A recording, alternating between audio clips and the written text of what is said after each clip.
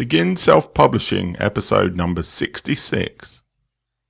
The Benefits of Standard Procedures with Tony Brown. Interested in self-publishing but don't know where to start? Want to get your book onto Amazon? Want to hold your paperback book in your hands? Learn how on the Begin Self-Publishing podcast with your host, Tim Lewis.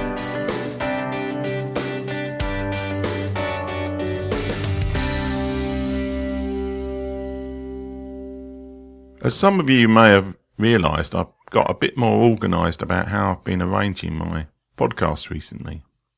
I've introduced a lot more systems and checklists and things that I need to make sure I do before every show. It was interesting that I went to the New Media Europe conference in London. And I'd already started creating little Trello cards with all the checklists of the things I needed to do when I saw Tony Brown speak. Tony Brown has written a book called Standard Procedure, and he's very, very into this idea of writing checklists and going through everything you do, primarily so that you can outsource it. But I found, even from my point of view, well, at the moment I'm not quite ready to outsource it, that just having these lists and procedures is making a massive difference to the amount of stuff that I actually do. So now over to the interview. Hi Tony, and welcome to the show. Thanks Tim, thanks for having me, I appreciate it. You've recently written the book Standard Procedures. Yeah. What are standard procedures and how did they allow you to take a long holiday from your business, which is the main selling point to most people who read the book? Yeah, that does seem to be what a lot of people gravitate towards when they hear the story about me taking 8 weeks off. In terms of a definition of standard operating procedures, I've gone to Google and asked them. And what they said was, it's an established or prescribed method to be followed routinely for the performance of designated operations or in designated situations. So in the simplest of terms, it's basically something that is set in stone, something that's pre-written, it's prescribed, and it's basically, this is how we do things around here. It's a set of steps or a workflow to be followed to achieve a task. So that's how I would sort of define it in its simplest of terms. In terms of how it's helped me in my business, it's been a real journey. You know, I went from taking voluntary redundancy after working 15 years in a local authority and stepping out as an independent consultant, doing a lot of freelance work, helping organisations to develop their youth engagement strategies and delivering face-to-face youth work on behalf of a number of clients. And I was basically busy doing all of that myself. You know, it was that dream of leaving work, being your own boss, having all this free and flexible time, scheduling your own work plan, and it wasn't. The reality was it wasn't like that. I was doing more work. I was working more hours than ever before. I was overwhelmed with all the tasks involved in building and growing a business, and it just got to the point where I was at burnout stage, and I just knew something had to change, something had to give.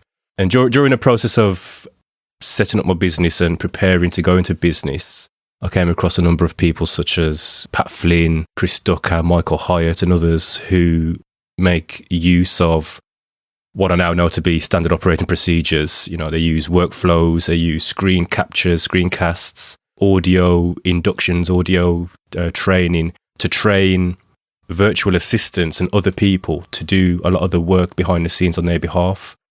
And I was like, wow, you know, I want that. That's what I want to be able to do. So I really began to dig deep and to find out a lot more about it. And I then began to implement a lot of that into my business. And it got to a stage where I had 2 contracts on the table. So I was currently doing some work in a school. I was doing 1 day a week working in a school. And another school wanted me to come in and do some work with a group of students for 2 days a week.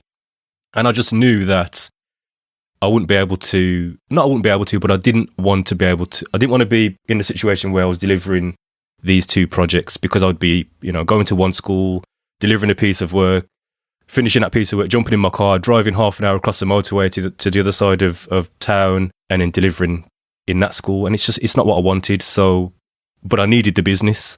So I thought, you know what, I need to get some systems in place to enable other people to deliver this work on my behalf. And that's kind of where it started. I started to develop worksheets, checklists, templates, just everything that these workers would need to be able to deliver that work as though it was me delivering it. And it worked. I got some staff in place. I hired 2 part-time workers. I trained them for probably just a few hours, really, walked them through the worksheets, walked them through the templates, shared the expectation in terms of the project outcome, and deployed them. And it worked great. And that was the start of what we now have, which is an agency model. So rather than me being the person going out and delivering all the work, we've now got an agency model where we've got a pool of staff. We've got about 15 staff, and we deploy them to go and deliver a range of youth work interventions on our behalf. So that's kind of where it all started from. And then obviously by doing all that, I was able to write and share my story through the book. I mean, I suppose there will be people listening who think, well, I can't afford an employee. So basically, for people who aren't looking to outsource their tasks at the moment, what are the benefits of doing this sort of standard procedure documentation? Yeah, I mean, that's an issue I've come across. When I talk to a lot of freelancers, a lot of sort of self-employed consultants, the one-man bands or the one-man armies, oftentimes that's a response I get, like, this won't work for me because, I do all the work in my business. I'm a solopreneur. I do everything around here. And the other objection I get is, I haven't got the funds to employ somebody, or by the time I've trained somebody to do this, I might as well have done it myself. And I understand that. I was there. I was in that same position. The first virtual assistant I hired them for 5 hours a week. I was paying them probably about $3 to $4 an hour. So it was costing me about probably 11 to 15 pounds a week to have this person to handle my social media. And that was kind of my introduction to working with and managing virtual assistants. And I just scaled it over time when I realized the return on that investment. It was costing me 11 to 15 pounds a week, but the return on that investment, it was giving me, hours back in my account, as it were. And I was able to then reinvest that time in other things. So rather than me sitting up, scheduling social media posts to go out for the next few days and then going and delivering work while those posts were going out, I didn't have to do that anymore. So I could focus my time and energy on other tasks, which I felt were more beneficial for my business in terms of getting new customers, reaching out and getting more clients, and just other tasks that I felt were more beneficial and were a better use of my time. But what I would say in terms of those who aren't really thinking about outsourcing and are happy in their current position as a solopreneur, as it were, the benefits of having standard procedures, even just to use them yourself, is, I'd say the first one is consistency, which we spoke about in the pre-chats. Having a checklist, a flow chart, something to follow every time you do a task is going to make the execution of that task much more consistent. You're going to basically do it the right way every time. So, for example, we both podcast, and there's so many different steps involved in preparing, recording, producing, publishing and promoting a podcast. There's hundreds of steps involved that we as experienced podcasters sometimes take for granted. But if I don't use my checklists, I guarantee every single time I publish a podcast, I'm either going to miss out a step and have to go back and rectify it, or I'm going to do one step before I've done a step that I should have done previously. So again, I'm going to have to go back. And that comes down to the next point, which is efficiency. It will make you much more efficient. Having a checklist, having a procedure to follow will make you much more efficient. We live in a world where every second counts. If you're podcasting, and we'll use podcasting as an example because again, we're both podcasters. I'm on a podcast now, but it could be any task. But if you're doing a task 2 or 3 times a week for a year, and if you waste 3 or 4 minutes going over tasks or going over steps that you've missed or going back and rectifying things, those minutes are going to add up. And over a period of 6 months or a year, you would have found you've lost or you've wasted several hours just by not having standard operating procedures. I think another one is quality assurance, removing the potential for error. So again, in terms of ensuring the quality of your brand, ensuring the quality of your customer or your client experience, having standard operating procedures in place will ensure that they have a great experience. your brand is consistent. And again, you've just removed that potential for error to take place. And the last two ones I would say are continuity. Like you said, you may be a solopreneur. You may have no intention of outsourcing. You may be the one who you're happy delivering everything, but what if something was to go wrong? If this is your business, if this is your source of income, let's say you were to fall sick, or let's say a family member was to fall sick and you had to take time away from your business to care for a sick child or a loved one, having standard operating procedures in place would allow you to quickly delegate the key elements of your business to ensure that income continues to be generated. And the final one I would say, Tim, is increasing the value of your business. Having standard operating procedures in place will definitely increase the value of your brand and your business. Whether you've got the intention of selling your business is a different matter, but if someone came in and expressed an interest in buying, sponsoring your podcast, or investing in your brand, or even buying out your whole business, by having all your systems and processes documented will significantly increase the value of your brand and your business. So those are 5 points in terms of benefits. And there's many more, but I would say those are the main ones: consistency, efficiency, quality assurance, continuity, and increasing the value of your brand. When you self-published Standard Procedures, your book, did you write down all of the things you did in terms of how you created that book? Or was that more of a case where you were like, well, I just want to write the book? I mean, are you practicing what you're preaching from the self-publishing perspective? Definitely, Tim. Yeah, you'd be surprised. I've got a Trello board, which if I was to, when I do publish my next book, got everything mapped out on a Trello board. So I'm just actually going to open it up now, and I can literally walk you through it. So what I'd done before, I knew I was going to write the book. I was planning to write a book for a while. It was in my bucket list for a while, and I was quickly approaching the big 40. I was approaching 40, and I thought I need to publish this book before I hit 40. So I knew by 2016 cannot end without me publishing this book. So I had it all mapped out, had it all laid out, and I just went through that process step by step. So what I'd done, I'd set up a Trello board and basically done a lot of research previously before I started the actual process. So in that Trello board, I've got 1, 2, 3, 4, 5, 6. I've got about 6 or 7 lists, starting from the writing process. So that would be list 1, the editing process, design, formatting, book marketing, and distribution. And then I've got 2 lists at the end, which are in progress and complete. And then on each of those lists, I've got a series of cards, which are all the steps I would need to undertake to complete that process.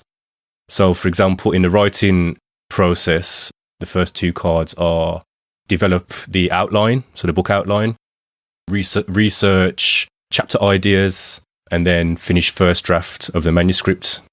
And that was, a real simple process that I went through. And then from there, I moved on to the editing process, which was to put together a group of beta readers to send out the first draft. So I've just got a load of different steps involved on each list. And it really, really helped me, because there was times where I got a bit lost in the process. There was times where I got frustrated. There was times where I thought, this is too much. But by having it mapped out and laid out in a simple visual format, allowed me to kind of reflect and say, well, okay, Tony, we're here, let's just get these 2 steps done, and then we're complete and we can move on to the next step. And it really helped me to complete this project. I think if I never had this, I wouldn't have been able to complete the project in the timescale that I'd laid out. So it was really helpful. So yes, I do practice what I preach. Yes, well, that's good. So what tools do you use to help you document? Obviously, you've mentioned Trello there. What else do you use to help you document your process? Yeah, Trello is something that I use it every day. When I log into my computer in the morning, the first tabs I open up is my Google Calendar, my Google Drive, Trello, and Airtable. But I can share a few tools that I've used previously as well. So I think for me, the first app I really got interested in and used on a regular basis was Evernote. I'd heard people singing about Evernote for a long time when I started, doing a lot of research and finding about internet marketing and online business and all that. A lot of people spoke about Evernote, and I just didn't get it. I thought, why am I going to use Evernote when I've got the notes function on my iPhone?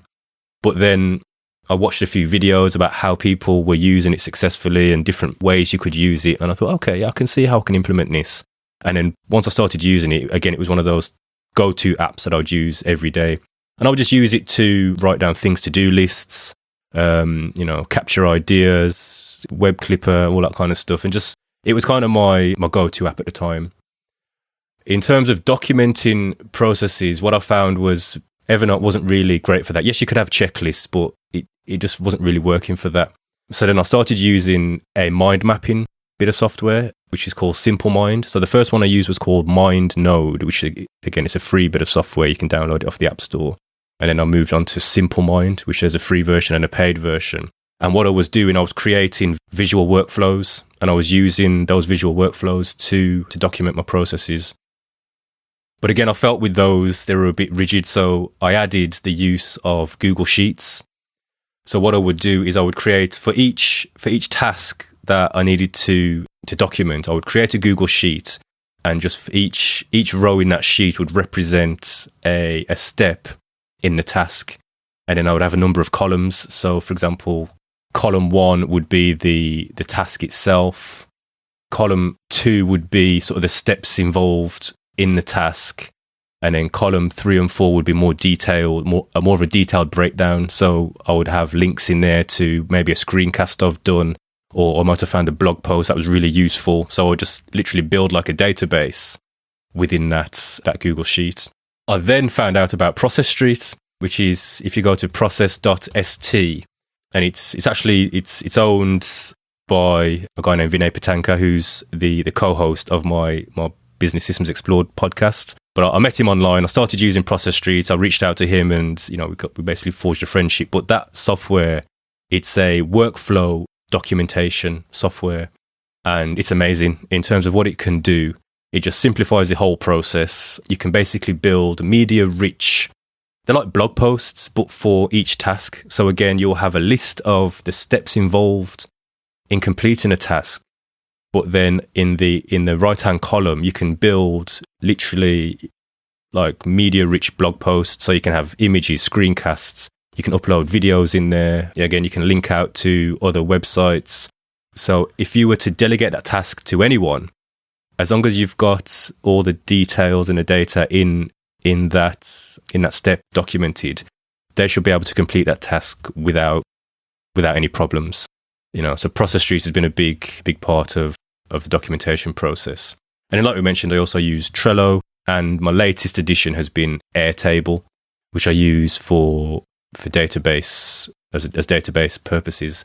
So Airtable's a bit like Google Sheets, but it's a lot cleverer. So it's almost like all the formulas have been pre-written and they all talk to each other. So Airtable's been a real valuable addition to my arsenal. Okay. With Process Street, is that free? Yeah, they've got a free version, and then there is a pro version as well, which you can pay for, where you get a lot of additional add-ons. But the free version is more than enough to start the process of documentation. Yeah, I mean, I'm always of the opinion, I don't mind using free software, of course, but yeah, I always like to know that the free software has a pro version. Yeah. Because I feel that it's more likely the company will keep going. They'll be around, that's right, yeah. Because it's like with Blab, where they never really ever had a model for it, and now they've stopped doing it. So, and the same with Trello. I mean, Trello is free, I think, but unless you go over a certain number of cards, or you want more than a certain number of people in the team, and then you have to pay for it. Yeah, they've got a business version. In terms of handling changes in procedures, I mean, do you look to periodically go back to some of your procedures and see if there's anything that can be improved? I mean, how do you, or do you just sort of take the opinion that you only write procedures for things that are fairly sort of solid in what they do? No, for me, I see it as it's a continuous process of improvement, and I see that as that's now my job. So focusing on my youth work business with the youth work agency, once I took myself out of the delivery, the face-to-face delivery, my job then became, how do I develop and refine and improve the processes we've got in place? And even today, before I got on the call, we've just got a new contract to deliver some work across a neighbouring authority, and we'll be starting that today. And I was spending today looking at our current data capture system, looking at our current monitoring and evaluation system and just spending time refining it. So I looked at what we were using for current projects we're running. And I looked at, okay, how can we improve this? How can I make it easier for the staff to complete it? Can I add pre-filled drop-down menus to make the data capture quicker? Is there a mobile app we could use? That I just see that as if you're the CEO of your company, that's your job. It's to continuously improve the processes. I think it's easy to get into the habit of, or make the mistake of setting it and forgetting it. But the way things move nowadays, you'll cause yourself a lot of problems if you do that. An example of that was I'd written and recorded a process for creating a blog post on our Youth Work Toolbox website, and I delegated it to a VA. And after about 3 weeks, she'd contacted me and she was saying, "Oh, one part of it wasn't working. You say to do this on the video, but it's not working." And I'd say, "Oh, just have a look at, just follow the process. Just watch the screen flow and just follow it." And she was saying, "I'm doing it, but it's not working." And then when I went back and looked, what happened was WordPress had automatically updated and the theme had automatically updated, and the layout was totally different to what was showing on the screencast video. So I then had to go back and re-record it because I was saying to her, it's all done, it's fine, just follow the video. And what she was seeing in WordPress was totally different. So although the process was the same, the layout was different, so she couldn't follow it. So, that's just a simple sort of prompt to say, if you do develop any systems, if you do put any workflows in place, it's your job to continually go over them, refine them, and check them and make sure they're fit for purpose and up to date. Yeah, in the pre-chat, I mentioned about the fact that, I'm kind of halfway with my podcast procedures. I've actually got quite a lot of extensive sort of checklists now. Yeah. But one of the things I've done recently is I've added in an extra step for my podcast promotion, which isn't anything to do with the current episode, but it's to go back 6 months to whatever the show was there and go through all the show notes and basically update it and make sure it's up to date. Yeah. And I think there is opportunity in terms of procedures for when something comes to your mind to see whether you can actually update whatever procedures you're using to improve them and improve other things. It's almost a way of sort of improving the efficiency of your business by updating your procedures periodically. Definitely. And like I said, I think that's the most important part. Once they're developed, it's about, are they fit for purpose? How can we improve them? How can we refine them? You look at things like the iDevices, the iPads and the iPhones. They've been developed. The idea was conceived, they were developed, they were launched, but then after that, it was a continuous process and will always be a continuous process of improving them for the next version. So although the concept remains the same and the core of the product is the same, they're always moving forward and redeveloping it, refining it, making it quicker, making it smaller or bigger, just so it's continuously improving. And I think we should be the same with our businesses, whether that's how you promote your business, how you onboard your new clients, your staff meetings, whatever it might be. It's how can you continuously improve them. And I think once that becomes standard procedure, your business will always be fit for purpose and you won't become a blockbusters. Yeah. So is there anything that you don't have standard procedures for in your business? Presumably when you were sitting meeting somebody in the pub, you're not like going through a checklist of like, must buy drink here. Yeah, you'll be surprised. We've actually got a checklist for our children when they clean their bedrooms because it just made it so much easier. But yeah, there's a number of things that we still need to develop procedures for. I think for me, the main thing for me was taking myself out of the need to deliver the face-to-face to free me up to focus on other things. So there's always something else that needs to be developed. When we was at the New Media Europe conference, someone asked a question after I'd finished delivering my workshop. They said, what percentage of your business is systemized? And I took a step back and I thought, good question. What would I say? And in all honesty, I would say probably about less than 50%. I would say probably 40%. So there's still a lot of work I do. There's still a lot of stuff that is in my head. But the core components that make my business work that I would need to delegate or outsource, it's all documented. So yeah, there's always room for something else to be documented and standardized. And again, like I said previously, once it's done, it's then just refining it and improving it. How can people find out about Tony Brown and Standard Procedure and everything that you do in terms of podcasting and even your business in general, though? I'm not sure how many people will be wanting youth workers in this podcast, but you never know. Yeah, if you know anyone who wants to engage with young people effectively, then you should head on over to youthworktoolbox.com. That was actually the first podcast I ever done. Youthwork Toolbox started as a podcast. But yeah, we're still there. You know, we offer services to local authorities, housing associations. We go into schools. But in terms of the interesting part, which is about helping business owners to develop their own standard procedures, everything is over at tonylbrown.com. So, you know, we've got blog posts over there. There's a few videos, number of resources. The podcast is there. And then if you're interested in finding out more about the book, Standard Procedure, if you go to tonylbrown.com and just put /book, there's a dedicated microsite there, and you can download the first 3 chapters of the book for free, which will give you an insight and an overview into what the book's really about. And I guarantee within those first 3 chapters, you will find something that you can implement in your business today and really see a result from that. In terms of the other podcast I mentioned, which is Business Systems Explored, it's a joint project with myself and Vinay Patanka from Process Street. And it's been a really, really exciting project. We basically recorded everything prior to releasing it. So we've recorded about 25 or 30 episodes already. We've spoken to some of the top marketers, CEOs, people who are really at the cutting edge of business systemization. We've spoken to people, the CEO of Wistia, spoken to the head of partnership at Zapier, Alison Groves, John Nasta from Hack the Entrepreneur, Chris Ducker, who else? A range of people. And what we've done, the focus of that podcast is we don't really get into we're not really interested in their backstory. We just want to know, what systems do you use to do X?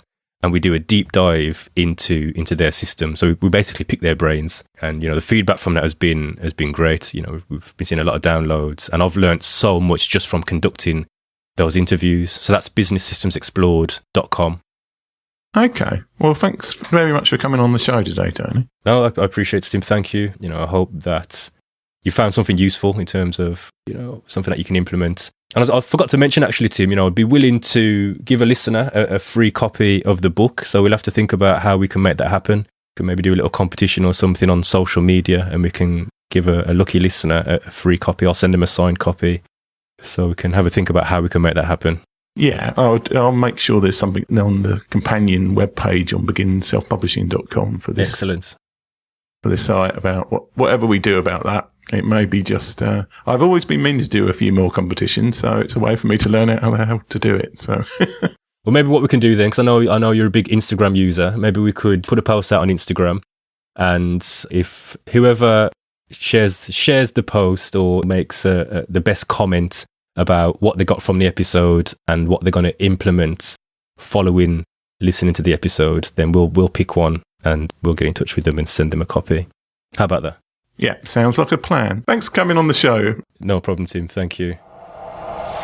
Thanks for listening. If you enjoyed today's show, please stop by iTunes and rate and leave a review. This helps make the show more visible.